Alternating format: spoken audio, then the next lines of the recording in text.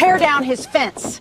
This is community property now. That's the order the developer gave, while his crew ripped 3 sections of my fence line off the posts and dumped gravel across 2 acres of my pasture.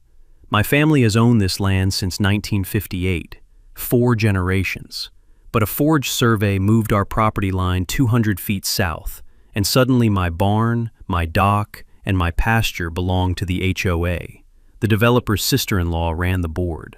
Her cousin signed off on the new plat. They built 100 luxury homes on a floodplain my great-grandfather's levy had been holding back for 60 years. Nobody told the buyers. Nobody bought flood insurance. And nobody asked what would happen if the man maintaining that levy decided to stop. I'm a land surveyor. I found the fraud, and I let the water do the rest. The first thing you hear is the water. Not a rush, not a roar. A hiss. Like the ocean whispering a secret kept for 60 years. I stood on my back porch with coffee going cold in my hand. Below me, salt water threaded through cracks in the levee like fingers prying open a door. It crept across manicured lawns. It swallowed driveways. It kissed the thresholds of 100 front doors that cost more than my truck. And I just watched. They built 100 mansions on a swamp. Then they stole my land to pay for it. What they forgot is that the only thing between their marble countertops and the Atlantic Ocean was a dirt wall my great-grandfather built in 1962. A dirt wall on my property. So before you judge me, let me tell you how we got here. And I promise, by the end, you'll understand why I let every one of those homes flood. If this story doesn't make your blood boil, nothing will. Drop a comment and tell me what you would have done. My name is Bennett Crawley. I'm 46 years old, 4th generation Low Country. My great-grandfather Emmett Crawley bought 120 acres of Beaufort County, South Carolina in 1958. Paid cash. Worked shrimp boats for 11 years to save the money. People told him he was crazy. Said the land was nothing but salt marsh and sand flats. Emmett didn't care. He saw home. The land sat along a tidal creek that fed into the broad river. Live oaks lined the ridges, their branches draped in Spanish moss so thick it looked like curtains. At low tide, the pluff mud smell hit you like a wall, that rotten egg stink that tourists hate and locals breathe in like perfume. It meant the marsh was alive. Emmett built a farmhouse on the highest ground. He raised cattle. He ran crab traps. He planted sweet corn that grew tall in the Carolina heat. Then Hurricane Donna came through in 1960 and put 3 feet of salt water across the whole property, killed the corn, drowned 2 cows, nearly broke Emmett's spirit. But Emmett Crawley was not a man who broke easy. He spent 2 years studying the tidal patterns, the creek elevations, the way storm surge funneled through the low country. And in 1962, he built a levee. Not concrete, not steel. Dirt. Compacted clay and earth, packed tight by hand and tractor, running a 1/4 mile along the tidal creek. Folks laughed. A dirt wall against the Atlantic. But Emmett understood the land. That levee held through Hurricane Hugo in 1989. It held through Floyd in 1999. It held through Matthew in 2016. 60 years of storms, and not one drop of tidal surge crossed that wall. My grandfather maintained it. My father maintained it. And when my father passed in 2011, I took over. I'm a licensed land surveyor, have been for 22 years. I know every property line, every easement, every flood zone in Beaufort County. I married Jolene in 2008. She's a school librarian, the kind who memorizes every kid's reading level and slips them books she knows they'll love. Our boy Grayson was 12 that year, tow-headed kid with sunburned ears who spent every afternoon fishing in the tidal creek. We weren't rich, but we had the land, and the land had us. That's how it works in the Low Country. You don't own the dirt owns you. Everything changed in the spring of 2019. I heard the bulldozers before I saw them. 6 in the morning, the roar of diesel engines ripping through the quiet like a chainsaw through silk. I walked to the east fence line and watched them clear-cut 40 acres of maritime forest in a single week. Longleaf pines that had stood for a century came down like matchsticks. Within a month, the land was bare, red clay. A sign went up at the road. Palmetto Bluffs Estates, luxury living in the low country. Homes from $400,000 to $700,000. 100 luxury homes packed tight on a floodplain, with swimming pools and 3-car garages. The construction traffic turned our quiet road into a highway. Dump trucks rattled the windows. Concrete mixers left gray dust on everything. The first time I met Darla Covington, she was standing at my fence line in a white linen pantsuit at 8 in the morning.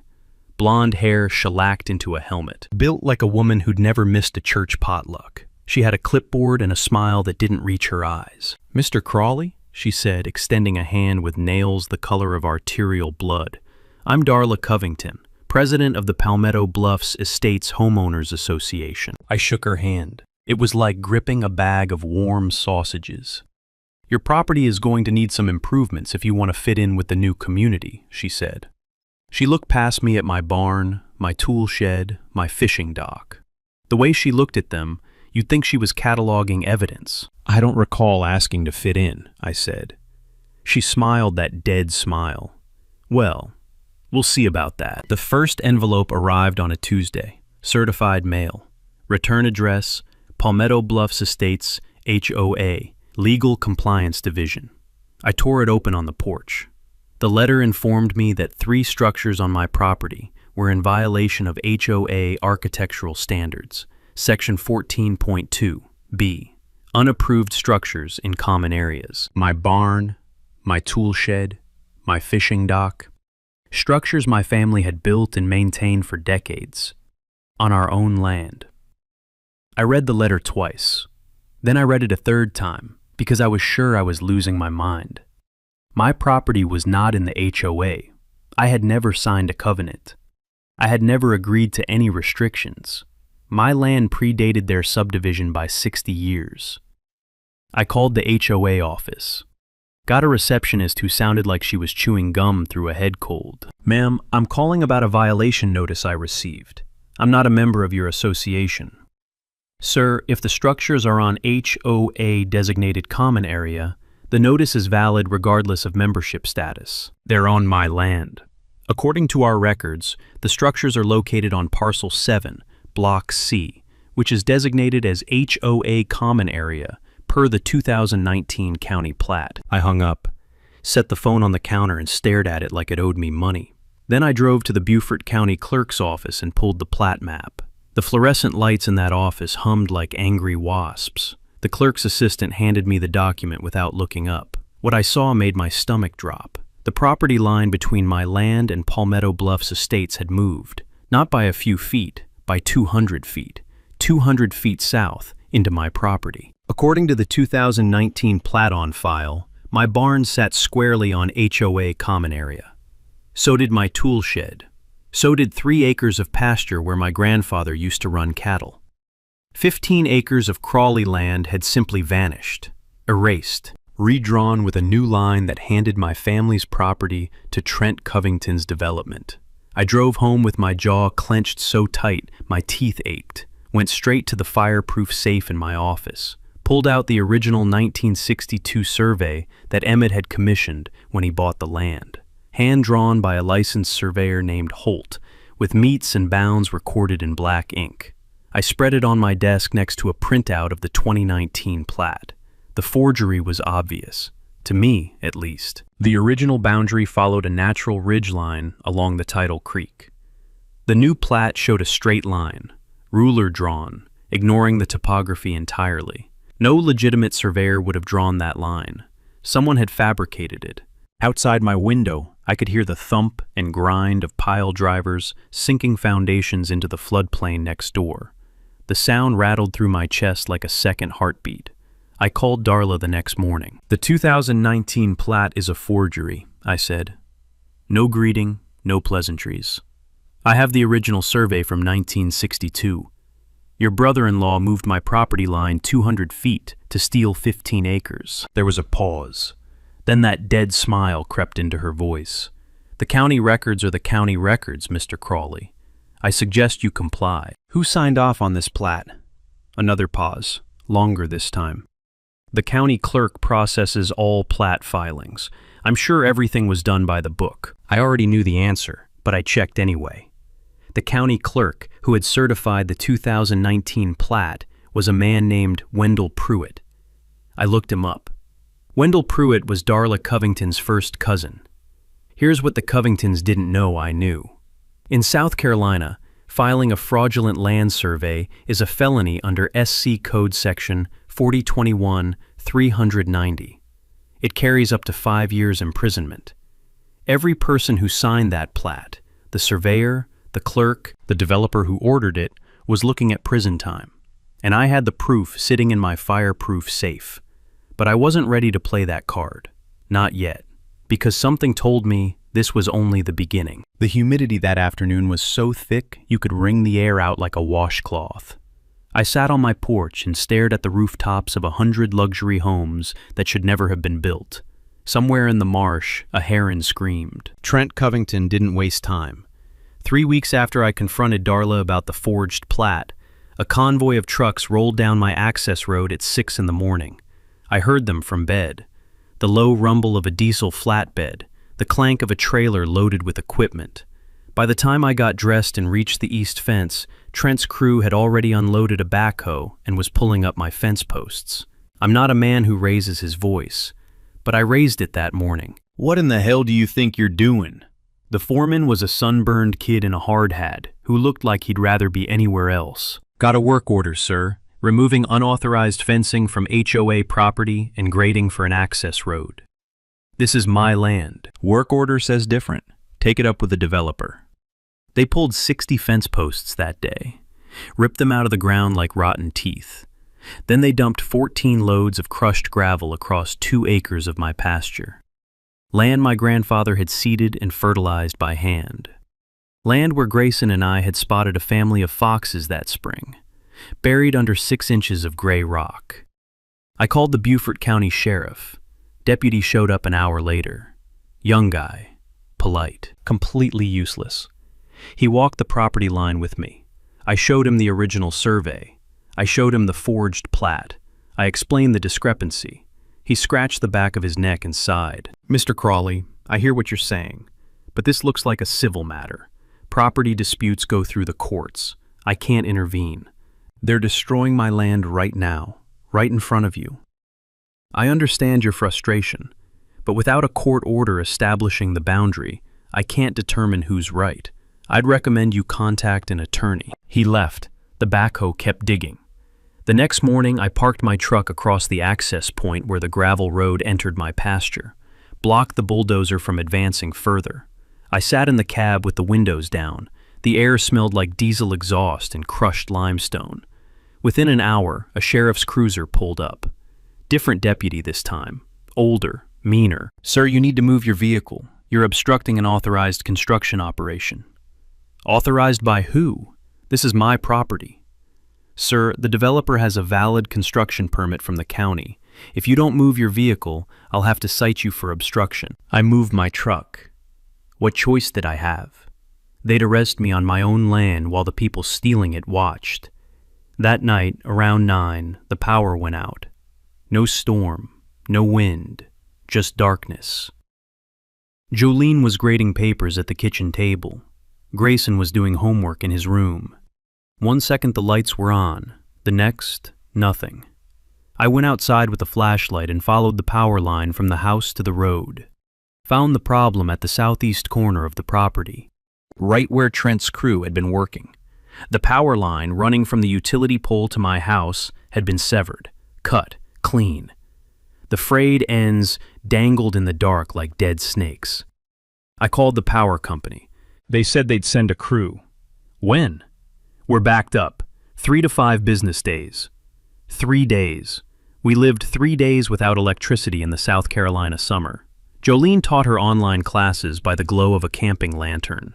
Grayson did his homework by flashlight, lying on his stomach on the living room floor, because it was the coolest spot in the house. The food in the refrigerator spoiled. I threw away $100 worth of groceries. Jolene didn't say much during those 3 days. She didn't have to. I could see it in the way she moved. The tight shoulders, the pressed lips, the way she scrubbed the kitchen counter like she was trying to sand it down to nothing. "They can't do this, Bennett," she said on the second night. We were sitting on the porch because the house was too hot to sleep in. The air was thick and still.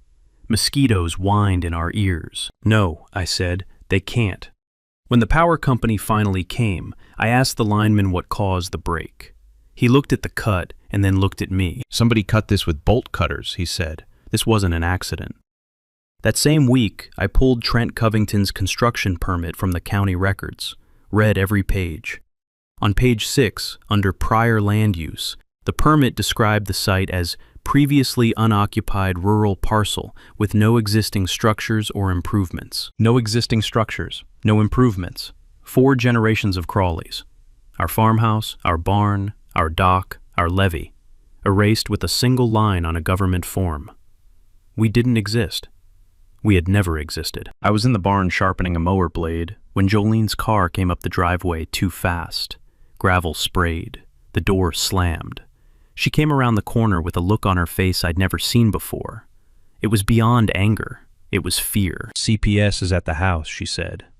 "Child Protective Services?"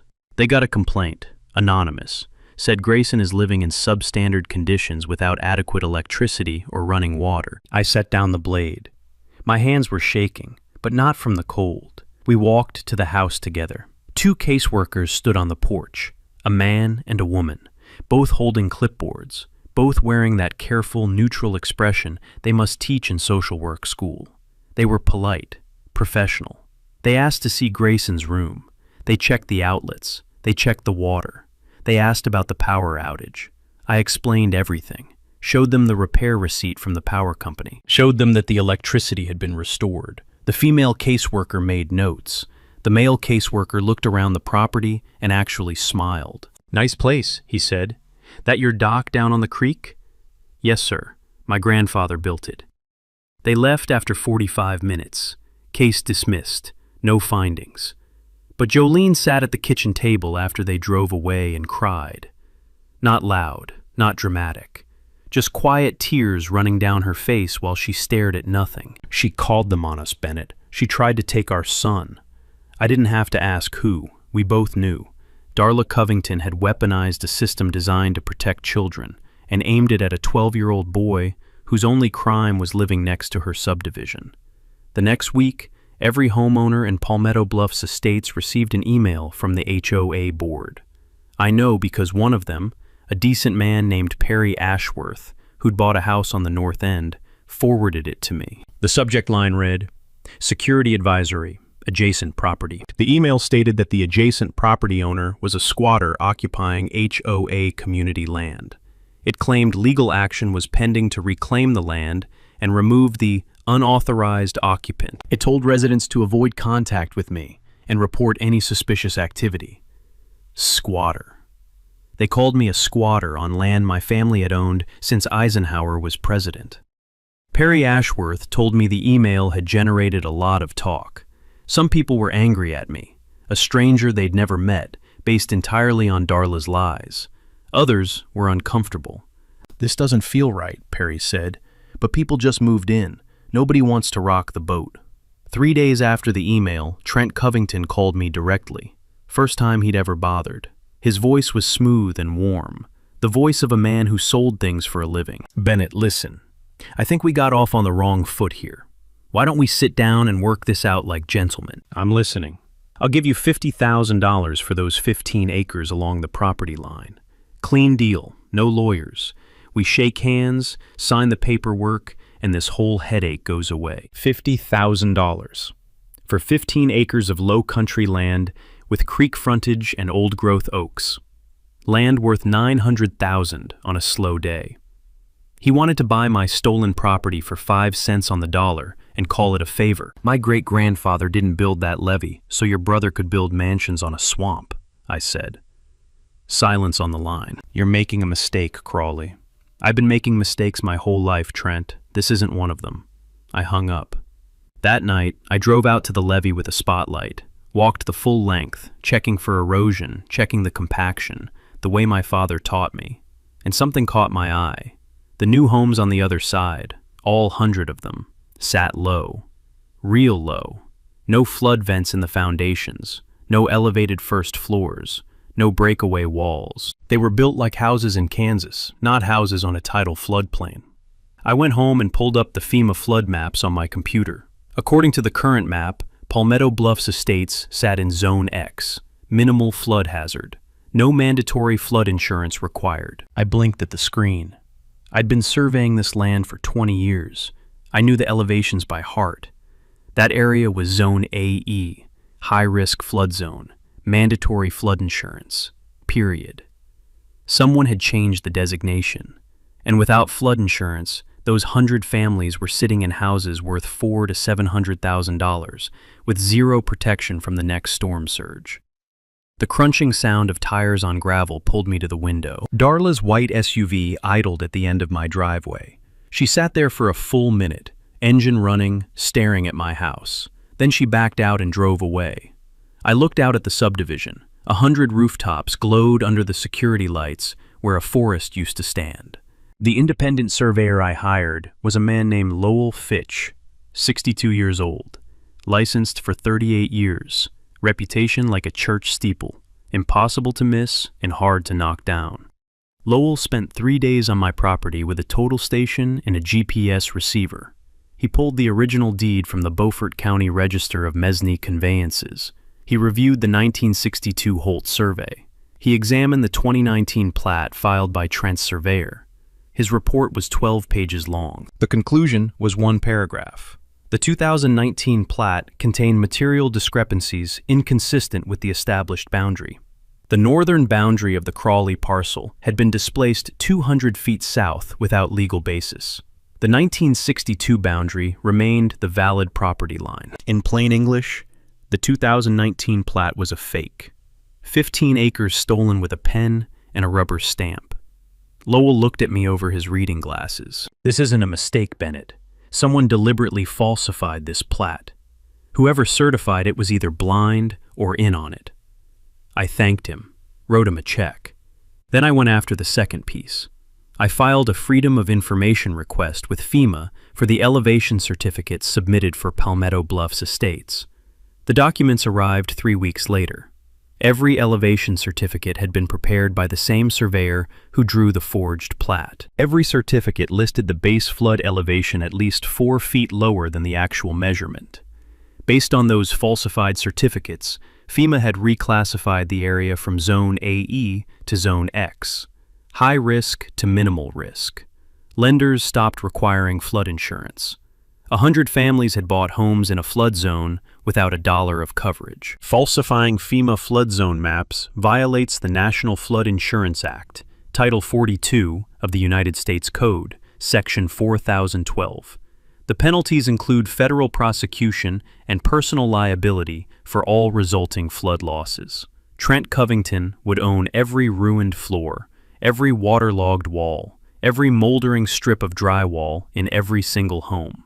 The financial exposure was staggering, but the deepest layer of the whole rotten scheme was the one that kept me up at night. I drove out to the levee at sunset.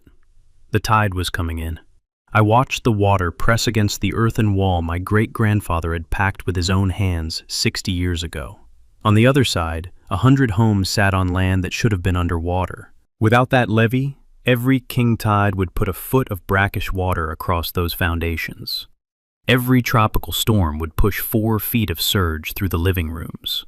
And the levee sat on my property, my real property line, the one Emmett Crawley surveyed in 1962. I had zero obligation to maintain flood protection for homes built on stolen land. The total picture was clear. A forged survey worth $900,000, falsified FEMA maps, $40 million in uninsured homes, a corrupt county clerk, and my dirt wall, the only thing keeping 100 families dry. I sat on that levee as the sun went down. The marsh turned gold, then copper, then black. The Spanish moss swayed in the evening breeze, like the land itself was breathing. I had the nuclear option. The question was whether I should use it. I made my decision at the kitchen table at 2 in the morning. Jolene was asleep. Grayson was asleep. The house was so quiet I could hear the tidal creek shifting against the bank a quarter-mile away. I had the Fitch survey, the FEMA records, the forged plat, and the original 1962 Holt survey spread across the table like a war map. And that's what it was, a war map. The first letter I drafted was to Darla Covington, Trent Covington, and the Palmetto Bluffs Estates HOA Board of Directors. Certified mail. Return receipt requested. The letter stated that the Crawley family levee, constructed in 1962 on Crawley property, maintained continuously for 60 years, was a private flood control structure on private land. Effective immediately, I was providing 60 days formal notice that all maintenance activities on the levee would cease.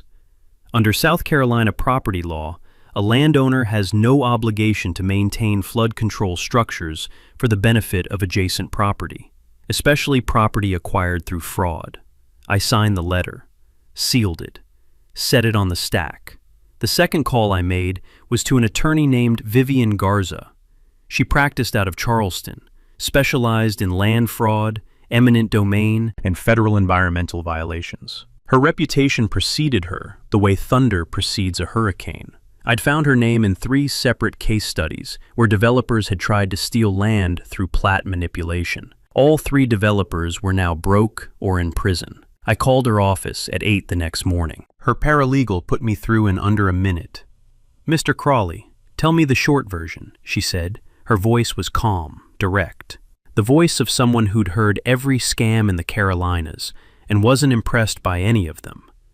I gave her the short version. Forged survey, stolen land, falsified FEMA maps, corrupt county clerk, 100 uninsured homes on a floodplain. "How fast can you get me copies of everything?" she asked. "I can drive them to Charleston today." "Don't drive, scan and encrypt. I want to file the federal complaint before they have time to shred anything." The third step was FEMA itself.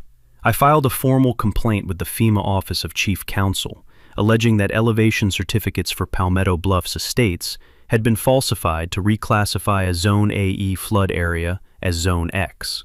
I included Lowell Fitch's independent survey data, the original elevation measurements, and the fraudulent certificates Trent's surveyor had submitted.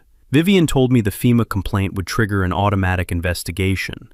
No discretion, no burying it. Once the complaint was in the system, federal investigators were required to follow up. Then I did the hardest part. I went door to door. 100 homes, 100 families. I knocked on every single one. Perry Ashworth went with me. He'd read the evidence I'd shown him, the forged plat, the falsified flood maps, and his face had gone white. "These people need to know," he said. "They've got their life savings in these houses." We started on a Saturday morning. By noon, we'd hit 40 homes. I showed them the FEMA records. I showed them the real flood zone designation. I told every single one of them the same thing. "Your home sits in a high-risk flood zone. Your developer falsified the elevation certificates to avoid the designation. You have no flood insurance, and the levee protecting this subdivision is on my private property, and I am under no legal obligation to maintain it." Some people thanked me. Some people stared at me with hollow eyes. A woman on Palmetto Drive, young mother, 2 toddlers pulling at her legs, sat down on her front steps and put her head in her hands. "We put everything into this house," she whispered. A retired couple on Heron Lane pulled out their closing documents right there on the porch and started reading them with shaking hands. Others slammed the door.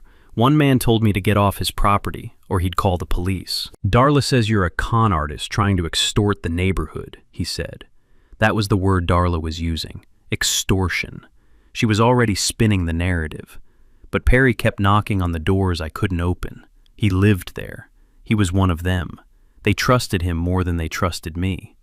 By the end of the weekend, the word was spreading. The levee, the flood zone, the missing insurance.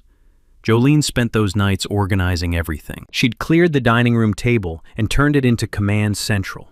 Color-coded folders, timelines, cross-referenced documents.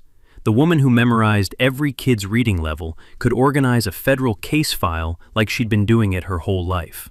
I sat beside her at midnight, listening to the creek rising outside our window. Rain had been falling since Tuesday. Steady, patient. The kind of rain that doesn't stop. The water in the tidal creek was higher than I'd seen it in months. I could hear it lapping against the base of the levee in the dark. A low, rhythmic pulse. Like something breathing. Like something waiting. Darla's response to the 60-day notice arrived exactly the way I expected. She ignored it completely. No reply, no acknowledgement, nothing.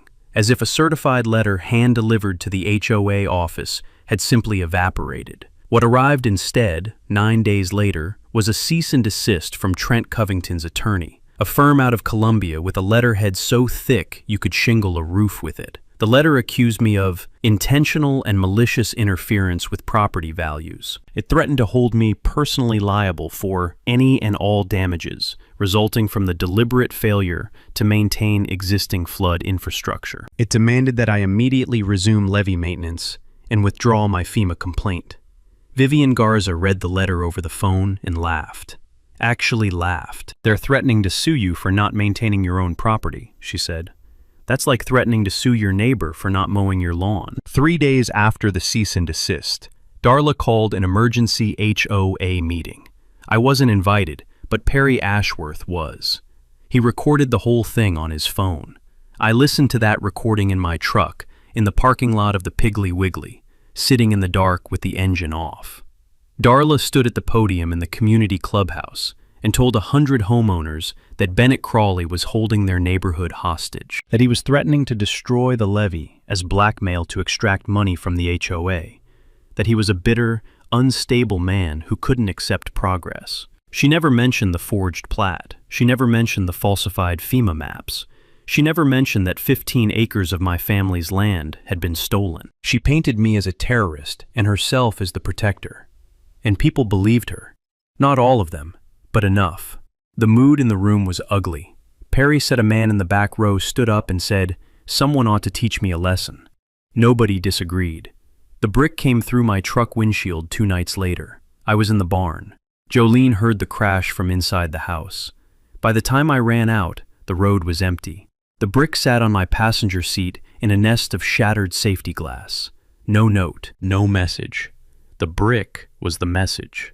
The next morning, Grayson asked me why someone broke our truck. I told him sometimes people get scared, and scared people do stupid things. He looked at me with those 12-year-old eyes that were getting older by the day.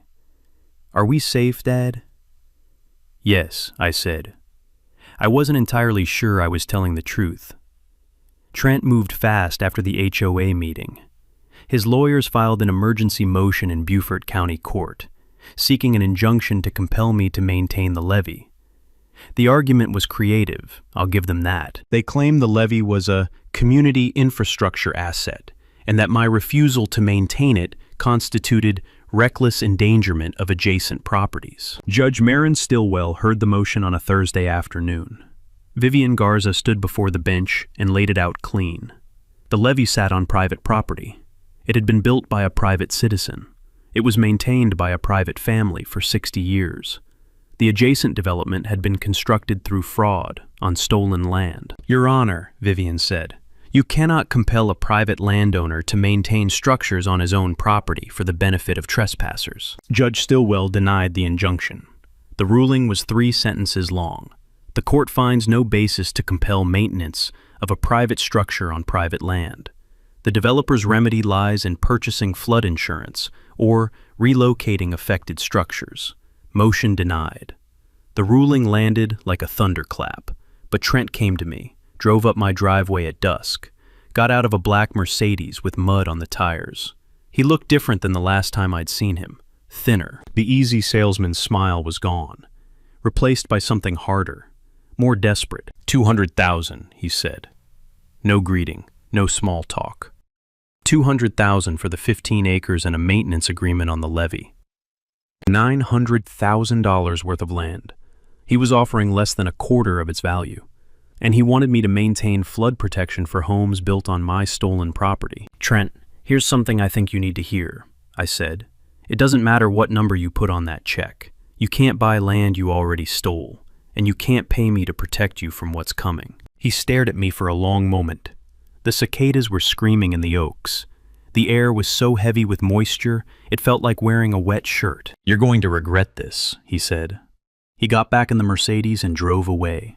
I watched his taillights disappear down the road. Then I walked out to the levee. The creek was high. The mud was soft at the base. I could see where the water had been working on the wall, the slow erosion that 60 years of tides had carved into the clay.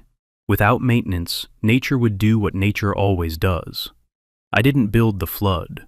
I didn't summon the storm. I just stopped holding back the sea. Day 55.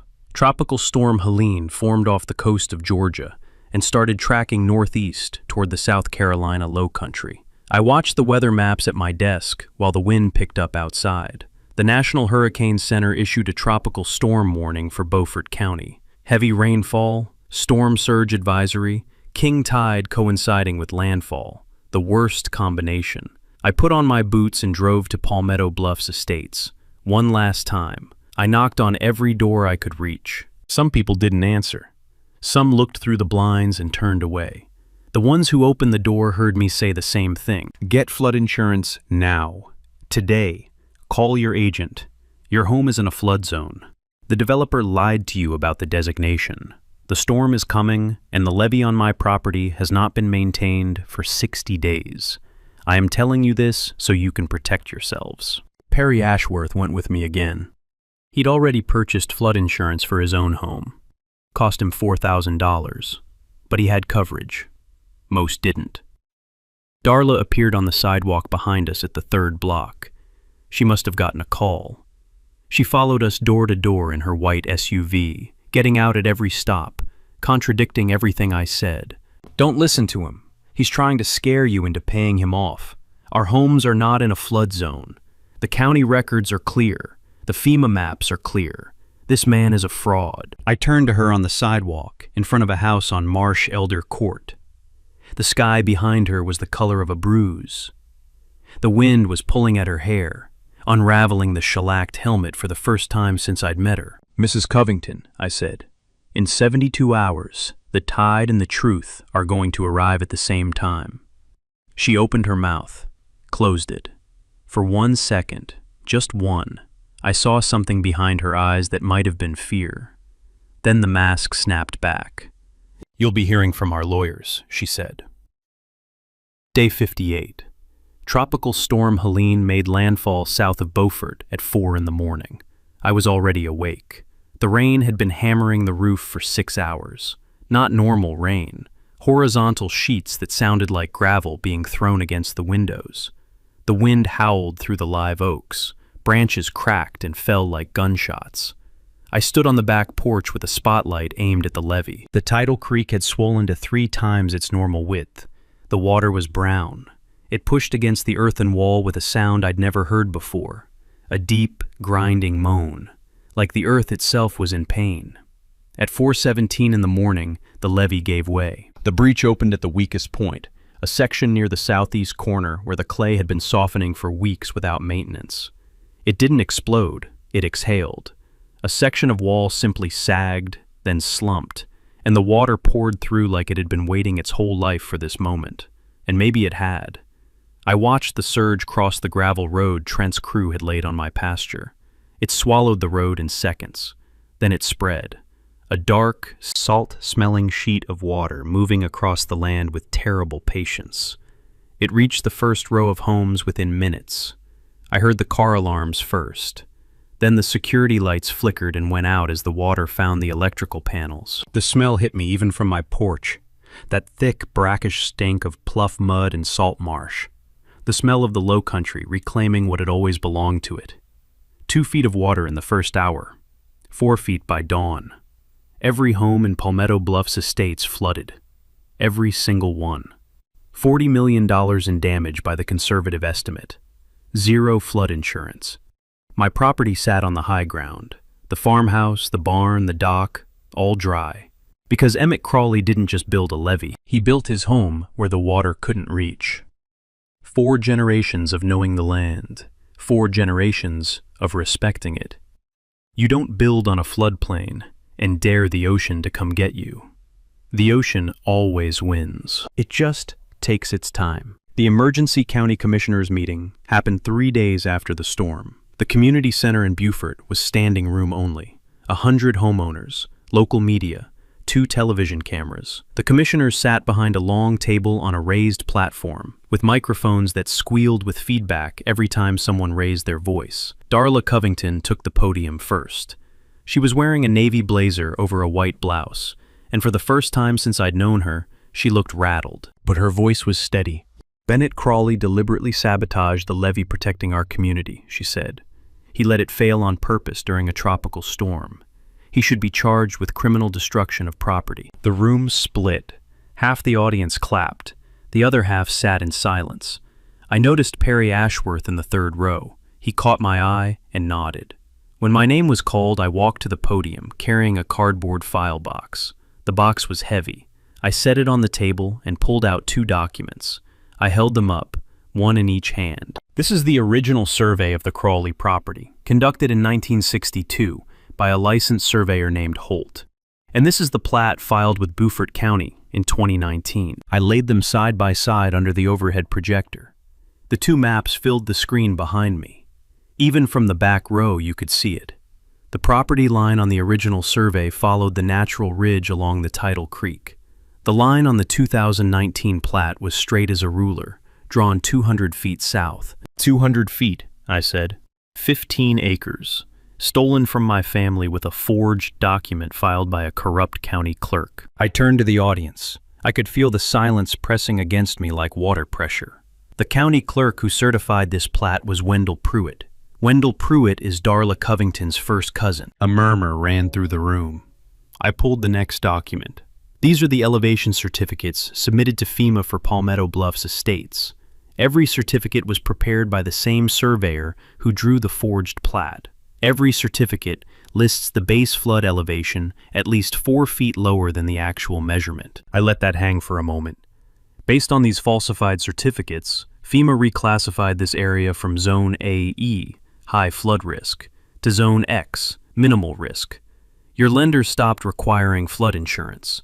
100 families bought homes in a flood zone without $1 of protection. Lowell Fitch stood up from his seat in the second row. The commissioners recognized him as a licensed independent surveyor with 38 years of experience. He walked to the podium, adjusted the microphone, and said 6 words that ended the debate. The 2019 plat is a fraud. Then a woman in a dark pantsuit stood up from the back of the room. She identified herself as a representative from the FEMA Office of Chief Counsel. She confirmed the elevation certificates were inconsistent with independent measurements. She confirmed the flood zone designation should have been Zone AE, high risk, mandatory insurance. Every person in that room went quiet, the kind of quiet you hear before a verdict. I looked out at those faces.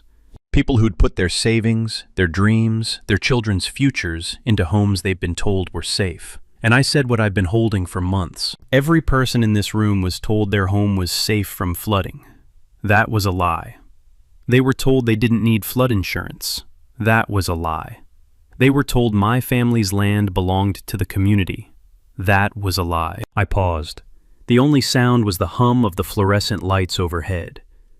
The only thing that wasn't a lie was the levee my great-grandfather built, and it sat on land that was stolen from us. I looked directly at Trent Covington, who was sitting in the front row with his lawyer. His face was the color of wet cement. You want to know who flooded your homes? It wasn't the storm. It wasn't me.